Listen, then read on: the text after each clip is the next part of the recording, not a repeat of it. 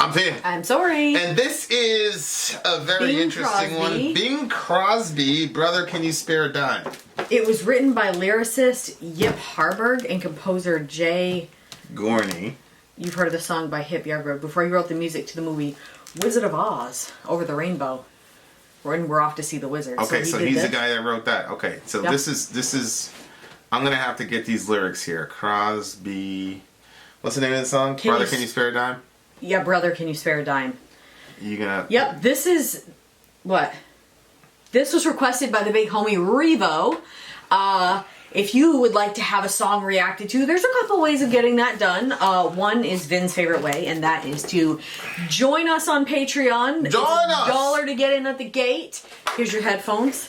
And you can join an alliance, which is a group of other people that are also trying to get their songs requested by us. No, they're trying to get their songs done by us by doing a request. So if you want that, that's how you can get that done. If you're like Revo here, or me, or anybody else that likes to not have to wait and just get it right on the short list, then the way to get that done is to jump on the $125 tier. Once you do it 3 times, it bumps you down to the $75 price per song. So if that's something you're interested in, you can do that multiple ways. Patreon, PayPal, Cash App, whatever. Vin and Sori merch at gmail.com. Links are in the description. Babe, did you take my head? Yeah, but I was recording a rap song, which I don't think anybody's gonna hear except for Sori. I was like, what? What? I thought you were going to say no one's going to hear, not even me. Oh no, you're the only one that's gonna know. It's too raw. It's too raw. People don't want to hear that nonsense anyway. Alright, you ready? Bing Crosby, Brother, Can You Spare a Dime? For timely, topical, political commentary and hit us up in Middle America with Vin and Sori. Alright, let's go.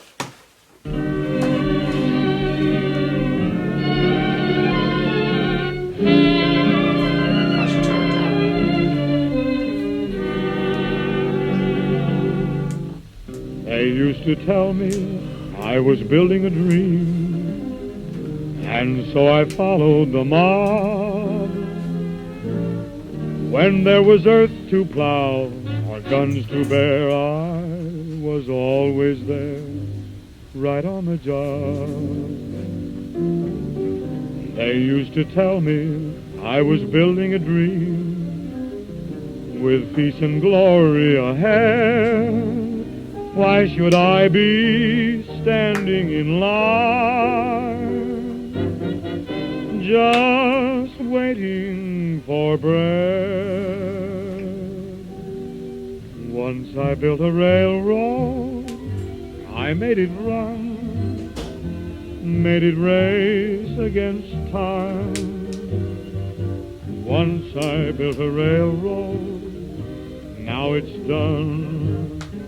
Brother, can you spare a dime?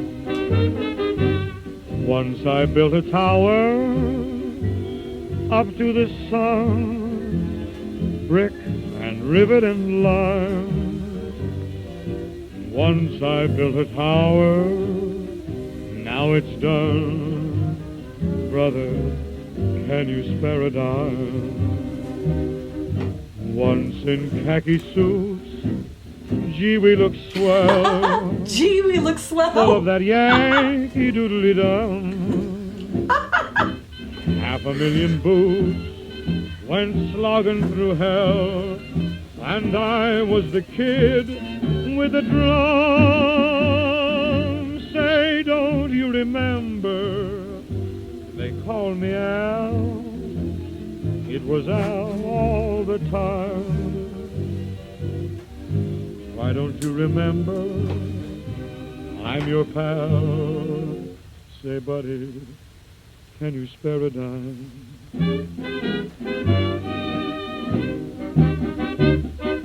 Once in khaki suits, ah, gee, we look swell, full of that Yankee doodly-dum.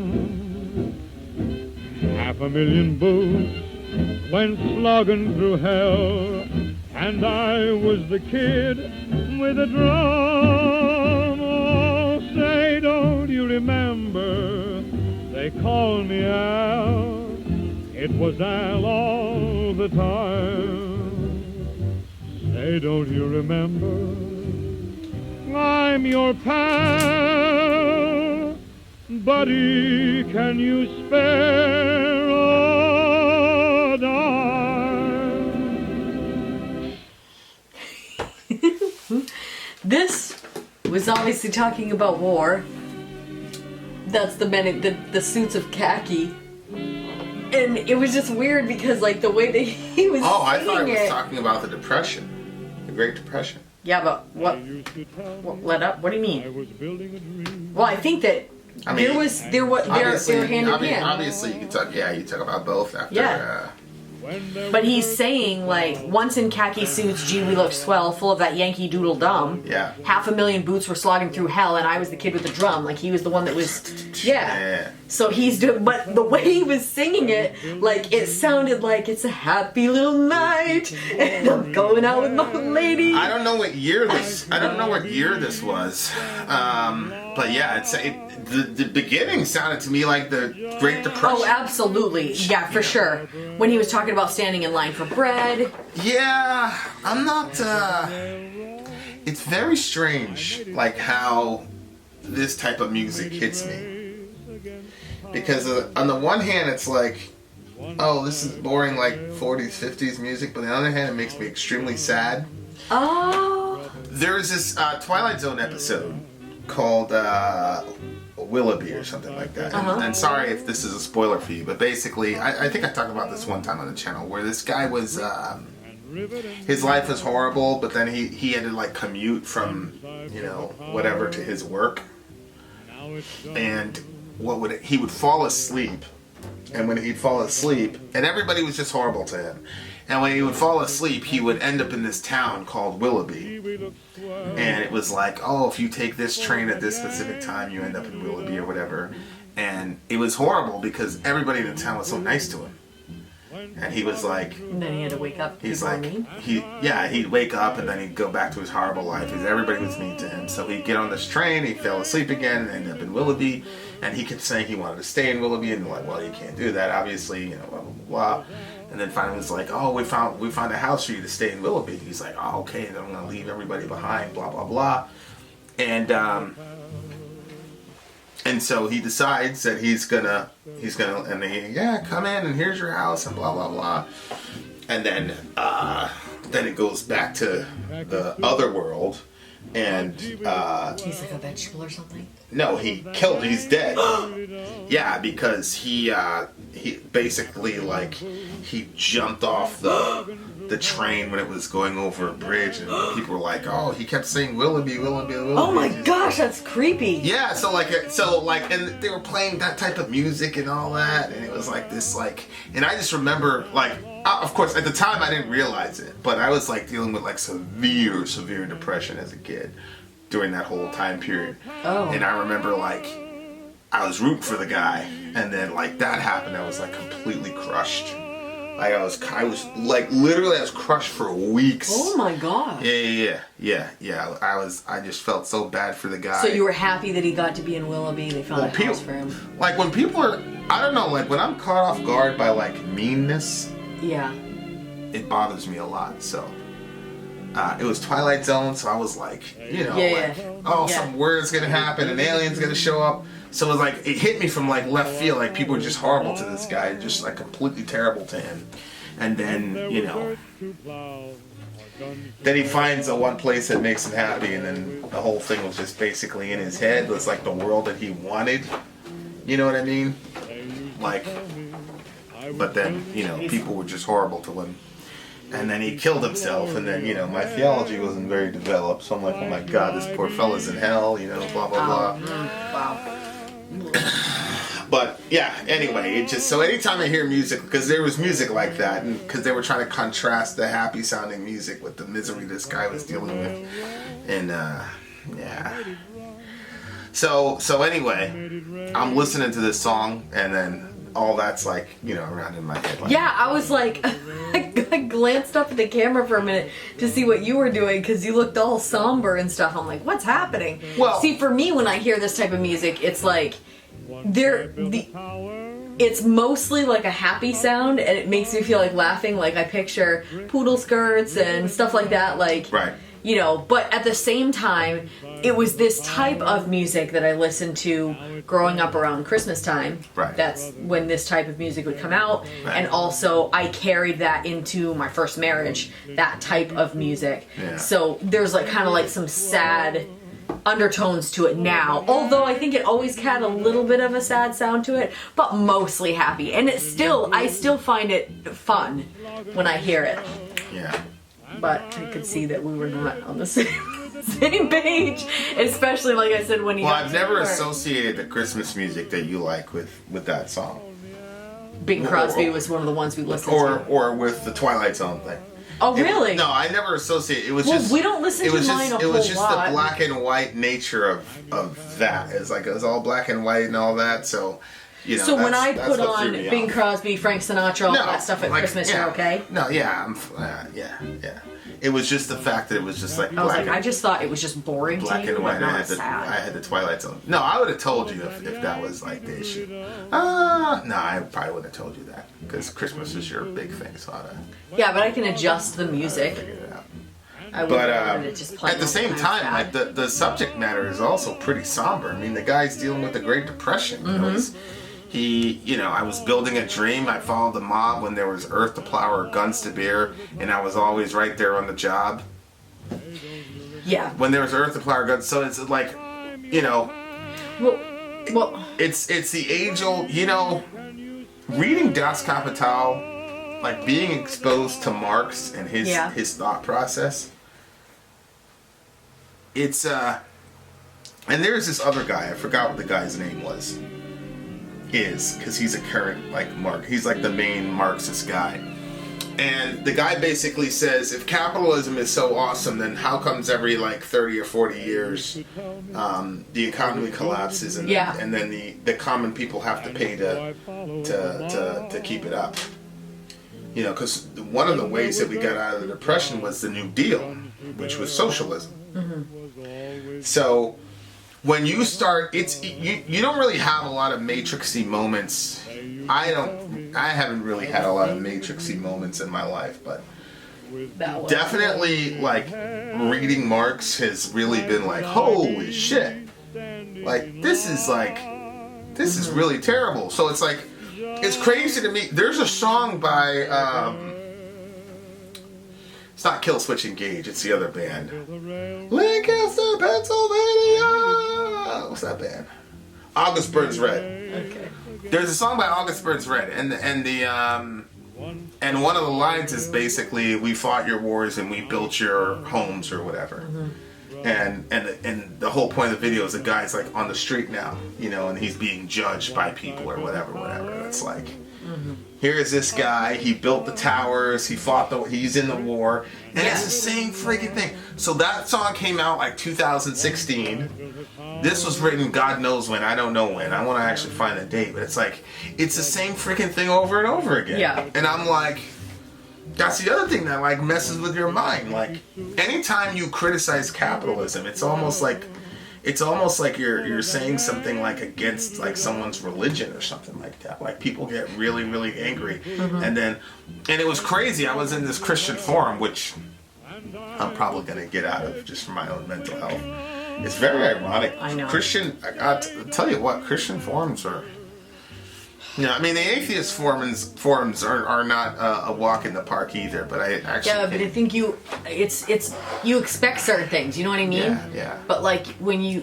It's the atheist forums are the result of what happens like being in the Christian forums, like. You know what I'm saying, like. Because to me, I can like phase in or phase out of the Christian forum. These poor atheist kids have had to grow up in that bullshit their entire life, you know? And, you know, they didn't... My mother was the main sort of source of Christian understanding for me, so it didn't, you know, whatever. But I'm like... But anyway, like, it's crazy how when you criticize capitalism at all, people go crazy on you. Like, you're... And I'm not saying, like... I don't believe that we have figured out the perfect economic system that's going to be the most fair for the most people, right? Yeah. Like, because I understand that there are people who are quote unquote lazy or whatever. See, this is the year 2000 because it was in some mixtape or whatever. Didn't he say something about? I don't know if the person. It's a guy in 1932. 1932 song. Okay, yeah, 1932. Okay, so that's when it was Yep. written. So you did good putting it was also message. written by the guy. It was also written by the guy that did "Somewhere Over the Rainbow" and all that. But yeah, when you which is really interesting because Wizard of Oz was also supposed to be like a commentary on capitalism, I think. The Yellow Brick Road with gold, using the gold standard. OZ was ounce of silver and all this. And yeah. It's a different story. I'll tell you about that later. But like, yeah. So it's like people look at this stuff and it's like something can be separated by 70 years. No, like 80, almost 100 years, like 1932 to 2016. That's close to 100 years apart. And they're saying the same thing.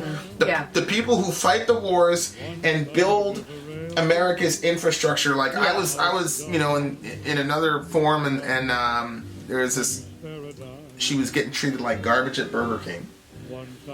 And in the midst of this insane pandemic, she quit her job. Because she was just getting treated like trash by her managers and obviously by the customers or whatever. So she quits her job, and I'm like, and again, these are our people in the sense of these are downtown people who don't have a lot of education and, don't have a lot of natural, giftings or whatever it is. And so she quits her job, and then she was so happy because her and her boyfriend found a job being flaggers. These people that, when they're doing the construction or whatever. Stop or slow. Yeah. And I remember one time, like, somebody was saying something like, using the term flagger in like a derogatory, like, look at these people, they're losers, blah, blah, blah. And I'm like, we're driving on these roads that are being paid, and like these people paid a part in building the infrastructure of our entire fucking city. And she was like over the moon. She was getting $15 an hour, and I'm just like, but it was like her dignity as a person. Like she was not gonna sit there in Burger King and get just railed against a cold by her managers and then how people treated her. And she was happy to be a flagger, but then it came to my mind like, oh, she's a flagger. I'm like, because that voice in your head about societal structures or whatever. And I'm like, wait a second, like, this is the infrastructure of our city. Like, we absolutely need these people. You see what I'm saying? Like, that's crazy. Just so interesting. I totally hear what you're saying completely. It's just weird because in my mind, a flagger was never looked down on because they were a city worker, and a city worker gets paid better than other people get paid. And I always looked at a flagger as like, literally, if I had to think of one of the hardest jobs, to me that is it. If I had to stand there in the blazing heat, I'd or the freezing or the well the other side of it. But if you listen to some of these far right people, they despise anybody that works in DMV, anybody that actually works for the city. They actually look down on them too, because we're paying their bills and they're not doing anything real, basically. So like, these people's standards as to who is worthy of dignity in their eyes, it's unbelievable stuff. So it's just a little sad to me. It's like, holy shit, we haven't figured it out yet, and people are pretending like this system is a just system. Like, I understand that there are advantages depending on where you're born and what your natural giftings are, etc., etc. There's a lot of shit that people like, oh, Vin, you worked your ass off. I've worked very, very hard to get to where I am now. For sure. Like, I know that. Absolutely. But I also know that in every place I was at working, there were people that were working, putting out, if you're talking about working hard, is it putting out the effort? There are people that put out way more effort than me, but because they were not good socially, or because they were not able to know how to play the game, and because it's clear when you know, I was in a meeting, blah blah, it doesn't matter who it was with, but like people could tell, like, oh, this guy's intelligent, so we're gonna, you know, whatever, and we're gonna want and we want this guy to be the face of this and that, and you know, he's, you know, when I clean up or whatever and I talk, I'm like, okay, he's somewhat presentable, right? So it's like, there's all these advantages that I have that I didn't earn. I understand that, and I earn and I work, and if you could hear the conversations I have with the boys about work ethic, you would see that work ethic is really important. Yeah. And both of us have those conversations. Yep. And you know, and you guys know Dorian last year went out and got himself a job, and then, you know, that didn't work out through no fault of his own, and then now he's going back again to try to get himself another job. So like, it's not. You know, he's 14 years old. Well, the COVID thing happened. That's why. Yeah, the COVID thing happened, among other things, right? And so, like... Yeah, but... So, I understand, like, the work ethic thing is important. Like, you know, like, I get that. But, like, to anybody to pretend that, you know, like, YouTube just did... YouTube just got themselves in trouble because they were making fun of small creators and the algorithm. Because the algorithm is basically a quantity reward system versus a quality reward system, right? Which people are angry about it, but the long story short is a quantity reward system is something that you can do objectively. You can objectively measure. A quality reward system is something you cannot objectively measure. What is quality? Is it the Oh, that's why that guy said go in and organize your playlist if you're not going to put a video out or something like that. Exactly. So, but anyway, YouTube basically were making fun of small creators, and then they got this giant backlash, and then, you know, like, you know, they took it down. But what was interesting was all the people that were saying, oh, people are such snowflakes, blah, blah, blah. When I was looking at their channels, they're at like 70K or more, which is in like the top 10% of YouTube.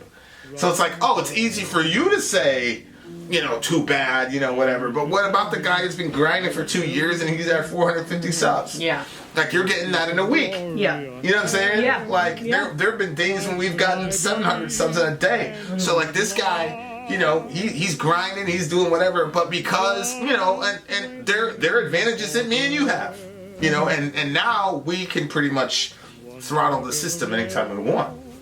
You know, we can go, oh, okay, if we want to have a high sub week or whatever, we know what to do. You know what I mean? So, like, I don't know.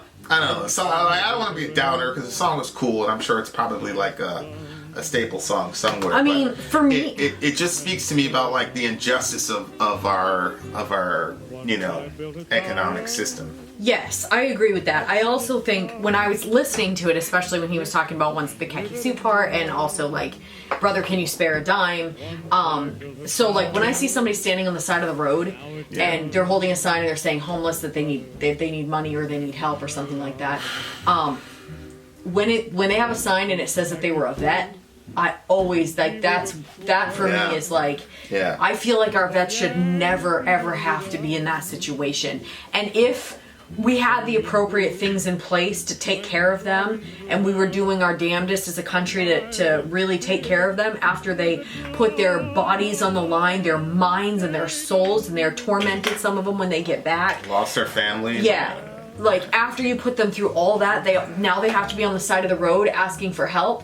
Like, if we did our damnedest to make sure that they were good, and then, you know, like you say, they piss it away, you know, the phrase, but, you know, then you feel differently about it. But like, I know we don't set them up. I know that we don't take care of them. And so when they're standing out there holding the sign, I'm like, ugh, I hate that.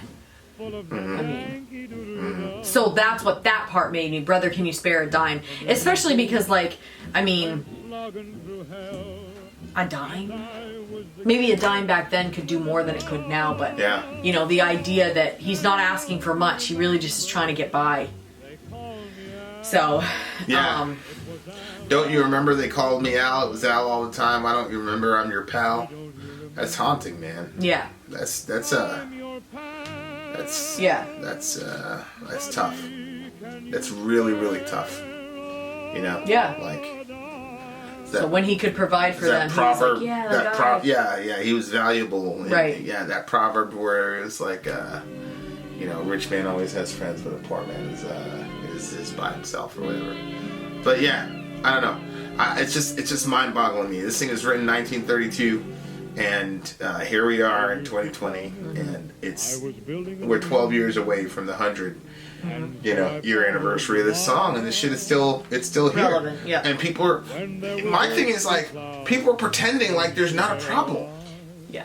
How can you pretend like saying that there are problems with capital? Like, I generally never agree with Cenk on anything, but you know, Cenk and Ben Shapiro were having a debate, and you know, Shapiro destroyed him in the debate. But there was one thing where Cenk basically said, "Can't we just have a mixed economy? Like, can't we mix some elements of capitalism and socialism and encourage people to innovate and all that, but at the same time, like, have some sort of safety net?" But yeah, I don't know. It's tough stuff. It's not an easy solution, and I believe we're gonna figure it out at some point, inshallah. What do you get the song? A 9. I'm gonna give this song a 10 in the sense that it belongs in the time capsule. I did not enjoy the song at all, but considering our current seats in Laban, then you know it's very, very important. It's true. So Very true. just keep your head up, y'all. You know what I mean? Just keep your head up. You know, don't give up. Keep pushing and work hard, and inshallah you'll get a break. And when you get a break, don't forget where you came from. Right. So anyway, Vin out. Sori out. Gone. And I was the kid with the drum. Say, don't you remember? They called me Al. It was Al all the time. Why don't you remember? I'm your pal. Say, buddy, can you spare a dime?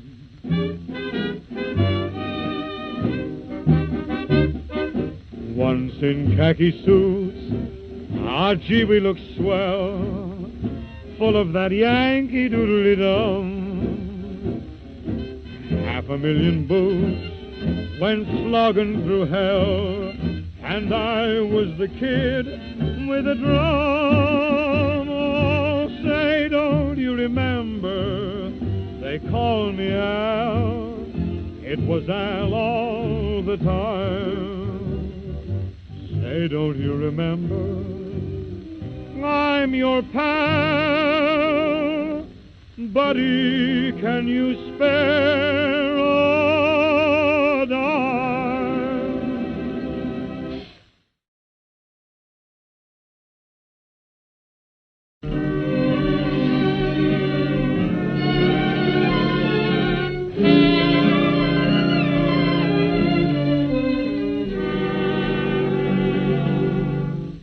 They used to tell me I was building a dream, and so I followed the mob.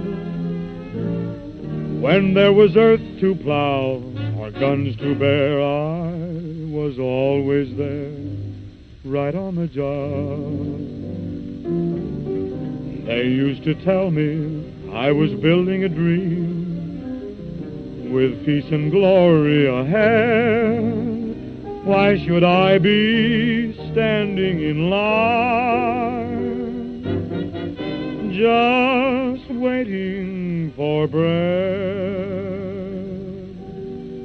Once I built a railroad, I made it run, made it race against time. Once I built a railroad, now it's done. Brother, can you spare a dime? Once I built a tower